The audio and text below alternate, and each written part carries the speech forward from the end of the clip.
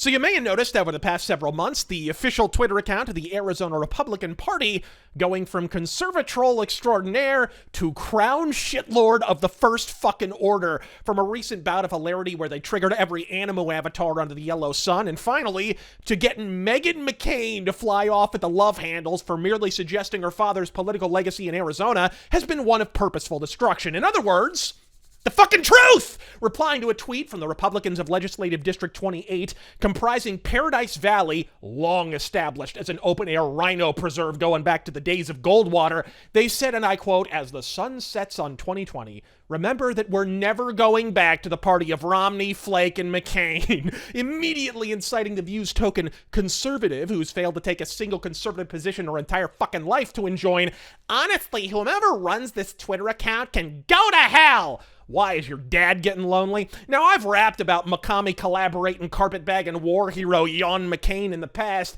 I refer you to my Dump McCain rant and innumerable others if you'd like me to further expound upon that topic. Now, why am I mentioning the crusty old comb-over in question?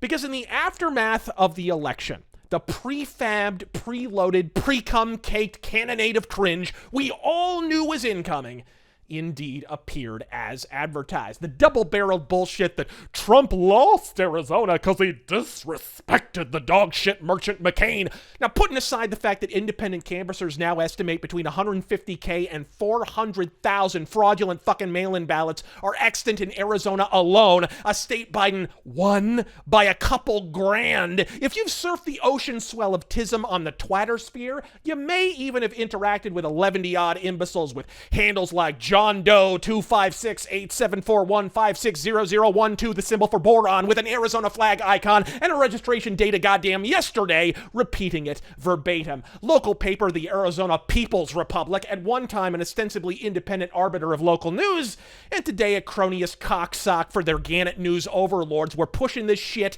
even before McCain shuffled off this mortal coil and into the hallowed halls of public fucking contempt. A quick gander at the Google machine confirms they were singing this song long before Election Day, and as Newsweek and the Times can attest, national media has been puckered and primed to sing fucking backup, with the raw story awkwardly pivoting from calling Arizona an in-play blue state for 7 fucking years to a GOP stronghold. Also, they can frame and recast the most egregious electoral fraud in fucking history as, and I quote, "a humiliating loss," extolling the ageless legacy of McCain all the while. Yeah, tit job? What would that legacy be exactly? Playing power bottom for an Obama blowout in '08? How high must one ascend in the annals of unmitigated suckitude to be upstaged by a MILF in a miniskirt after 7 billion decades dumping on our republic? But as much as he motherfucked the country in a national context, it's really the damage McCain did to the local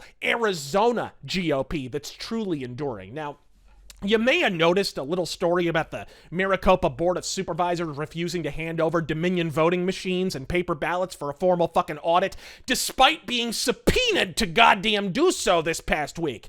Wonder why that is? Turn your beady butt fucking eyes to a Politico report from 2015 in which it was reported that in a flagrant fucking effort to get reelected and screw Trump out of the nomination and presidency, the Jimmy Arm jackass in question was purging the local GOP of any and all Tea Partiers and Trump supporters. His primary reported target at the time, city council, precinct committeemen, and board of fucking supervisors. Now that, my friends, is the very coinkiest of goddamn dinks. But don't take my word for it. You want all the play-by-play on John McCain's true political legacy in Arizona? The one that led to him dying in office, mind you, having refused to resign despite a verifiably terminal illness with an approval rating hovering around, 30 fucking percent? Take it from Tyler Boyer, former committeeman with first-hand knowledge of McCain's attempted bribery, who this past week came forward on Twitter with his own closed-doors story of dealing with the Archon of Arizona, who incidentally wasn't even from the fucking state. Quote, "When I was elected GOP chair of Maricopa County, I met with Senator McCain out of respect for his office and service.